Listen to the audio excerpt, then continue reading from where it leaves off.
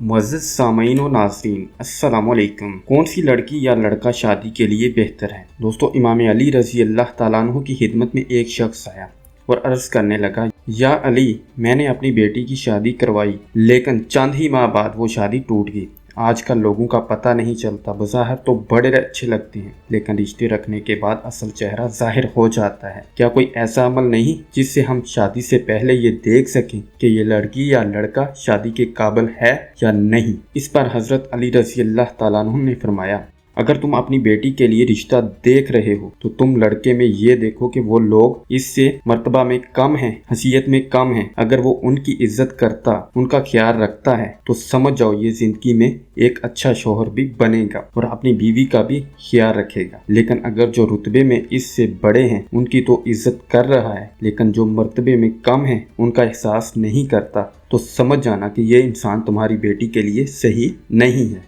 इतनी ही देर में दूसरा शख्स उठा और पूछने लगा, या अली, अगर हम अपने बेटे के लिए रिश्ता देखें तो कैसे पता चलेगा कि क्या लड़की हमारे बेटे के लिए सही है या नहीं? इस पर हज़रत अली रज़ी अल्लाह ताला अन्हु ने फरमाया, जब अपने बेटे के लिए रिश्ता देखने जाओ तो लड़की से चंद सवाल पूछो और थोड़ी देर गुफ्तगू करो। अगर लड़की सिर्फ अपनी खूबियां बताती रहे और हर बात पे अपनी तारीफ करती रहे तो समझ जाना ये लड़की खुद पसंदी के दलदल में गिरफ्तार है। लेकिन अगर लड़की अपने घर वालों की बात करे, अपने वालिदैन की बात करे, तो वो लड़की आने वाले वक्त में किसी भी इंसान के लिए अच्छी बीवी साबित हो सकती है। और अगर कोई इंसान इन दोनों अमाल के बाद भी घबराने लगे और फैसला ना कर सके तो वो घर आके 27 मरतबा सूरत कौसर पढ़े और सो जाए। अगर ख्वाब में खुशहाली या वो लड़का अच्छे लिबास में नजर आए या वो लड़की अच्छे लिबास में नजर आए तो वो इंसान समझ जाए कि ये रिश्ता मुबारक साबित होगा। लेकिन अगर ख्वाब में आग या शैतान